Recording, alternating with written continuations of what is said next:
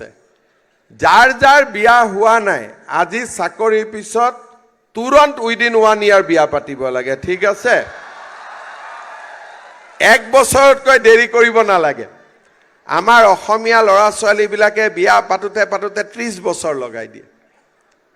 ল'ৰা ছোৱালী ডাঙৰে নহয় চাকৰি ৰিটায়াৰমেন্ট হোৱালৈকে মই ঠিক কথা কৈছো নে না যদি 30 বছৰত বিয়া পাতো ৰিটায়াৰমেন্ট হ'ব 60 চনত ল'ৰা ছোৱালী ডাঙৰে নহয় ল'ৰা ছোৱালী 30 বছৰে হৈ থাকিব বা 28 বছৰ হৈ থাকিব 28 বছৰীয়া ল'ৰা এজনক ৰিটায়াৰমেন্টৰ সময়ত মোৰ ডাঙৰ ল'ৰাটোৰ বয়স হ'ব 28 বছৰ আগতে ৰিটায়াৰমেন্টৰ সময়তে আমাৰ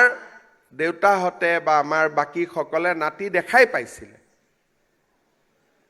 আজিকালি বিয়া কৰাওঁতে 30 বছৰ 31 বছৰ এনেকুৱা কৰোতে কৰোতে আমাৰ অসমীয়া মানুহৰ সংখ্যাটো লাহে লাহে কমি গৈ আছে আপোনালোকে চাব যে অসমীয়া গাঁৱত গলে আজিকালি বাচ্চা দেখাই নাপায় অৱশ্যে এনেকুৱা মানুহ আছে যাৰ ঘৰত 8টা 9টা লৈকে আছে সেইটো এটা বেলেগ কথা কিন্তু দেৰিকৈ বিয়া পাতোতে পাতোতে আমাৰ অসমীয়া মানুহৰ সংখ্যাটো নোহোৱা হৈ যাব আমি পৃথিৱীৰ পৰা নোহোৱা হৈ যাম আৰু মই কিছুমান জায়গাত গৈ কওঁ যে 2টা 3টাতকৈ সন্তান বেছি জন্ম নিদিব এতিয়া অসমীয়া মানুহক ক'বলগীয়া হৈছে ভাই বিয়া পাতিছ যদি সন্তানটো জন্ম দে কমসে কম এটা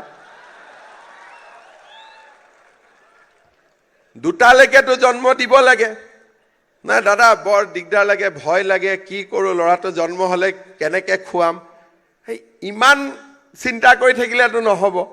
আমাৰ অসমীয়া মানুহৰ হস থাকিব লাগিব নে নাই 20 বছৰ পিছত 50 বছৰ পিছত সেই কাৰণে যি সকলে বিয়া পাতা নাই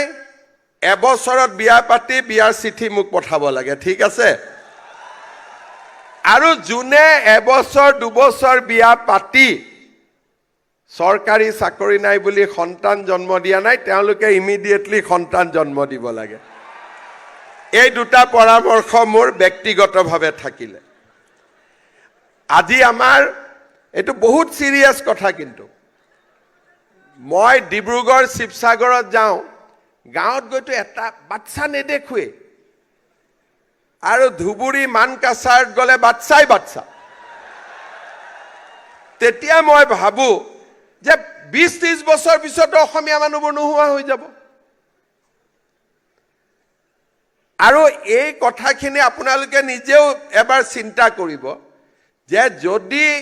মোৰ দেউতাৰ দুজন আছিল মই যদি দুজন নকৰো সাইকেলটো কেনেকৈ থাকিব আমাৰ লাহে লাহে অসমীয়া মানুহৰ সংখ্যা নোহোৱা হৈ গৈ আছে উজনিত গলেতো মই বহুত ফিল কৰো কালি মই উজনি অসমত আছিলো মই কেনে বহুত ফিল কৰো যে আমাৰ মানুহ সংখ্যা নোহোৱাই হৈ গল কাৰো মানে এটা জন্ম দিবৰ কাৰণে ইমান ভয় কৰে বাকি মানুহে 8টা 9টা দি আছে ভয়ে কৰা নাই গতিকে দুটা কাম হ'ব লাগে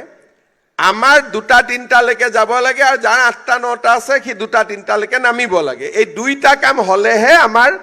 ব্যালেন্স থাকিব ভাৰসাম্য থাকিব যত বেছি বাচ্চা জন্ম হৈ আছে তাত দৰিদ্ৰতা আহিছে আৰু যত বেছি বাচ্চা নাই তাত কাম কৰিবৰ কাৰণে আমি বেলেগ জায়গাৰ পৰা মানুহ আনি আছো আৰু আমি নিজৰ জায়গাতে এদিন সংখ্যালঘিষ্ঠ হৈ যাম এখিনি নকলোহেঁতেন জয় অসমটো কোৱাৰ কাৰণে মোৰ ভাবিলো যে কেনেকে জয় অসম হ'ব পাৰে মই এইটো বুজাই দিলো